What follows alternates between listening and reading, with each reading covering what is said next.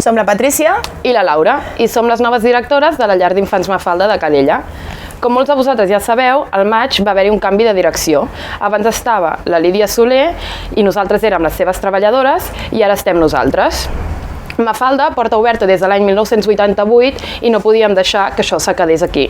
Tot i que amb el tema del Covid ens feia una mica de por tirar endavant el negoci, vam decidir tirar-nos a la piscina. Jo vaig tornar de la baixa de maternitat i un dia parlant amb la Lídia em va dir que si ho volia. Jo no volia tirar-me sola a la piscina i vaig embaucar la Laura i aquí estem. La nostra llar d'infants és totalment privada i disposem de 3 aules, una de P0, una de P1 i una de P2. A més, disposem d'una aula d'usos múltiples on realitzem psicomotricitat, racons, manualitats, festes d'aniversari, entre d'altres. A més, tenim una cuina per escalfar àpats i preparar menjars de berenars, perquè no cuinem, i també tenim un pati de 100 metres quadrats. Un dels serveis que oferim és el servei de menjador. Tenim un càtering extern que ens porta el menjar cada dia i ara ens hem posat a fer els menús mensuals amb l'ajuda de 2 mares nutricionistes perquè els nostres nens mengin més saludable. Segon servei, tenim el servei de psicopedagògic i logopeda que ens el proporciona l'Ajuntament i quan la tutora o alguna de les educadores ho considera important o necessari, ens posem en contacte amb l'Ajuntament i a partir d'aquí seguim el protocol. El tercer servei que Mafalda ofereix és els diversos horaris flexibles que tenim. I el quart servei que oferim és el casal d'estiu, que obrim tant juliol com agost. Aquest casal va dirigit pels nens que ja tenim a Mafalda i a més fem un grup reduït de nens que fan P3, P4 i P5. La primera característica és la flexibilitat horària que tenim, és el nostre punt fort.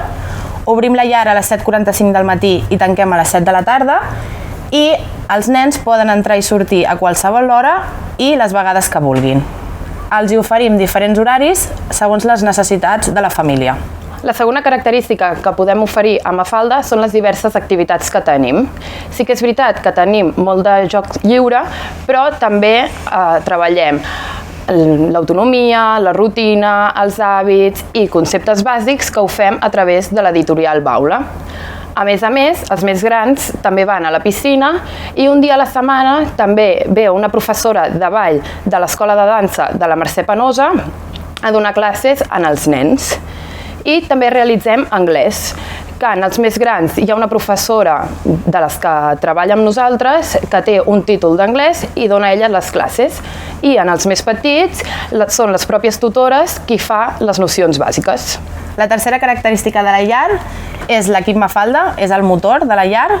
Tenim un equip especialitzat en educació i a més amb molts anys d'experiència. Remarcar que continuem sent l'equip que érem abans i som una llar propera i familiar, és a dir, ens agrada tenir comunicació constant amb les famílies. Això ho fem mitjançant el cara a cara cada dia amb les entrades i sortides dels nens per si hem d'explicar o ens han d'explicar alguna cosa important o a tenir en compte de l'infant. A més, comptem amb un grup de WhatsApp per aula on enviem informació, fotos i vídeos i si és necessari que algun pare o mare es posi en contacte amb nosaltres ho poden fer en privat.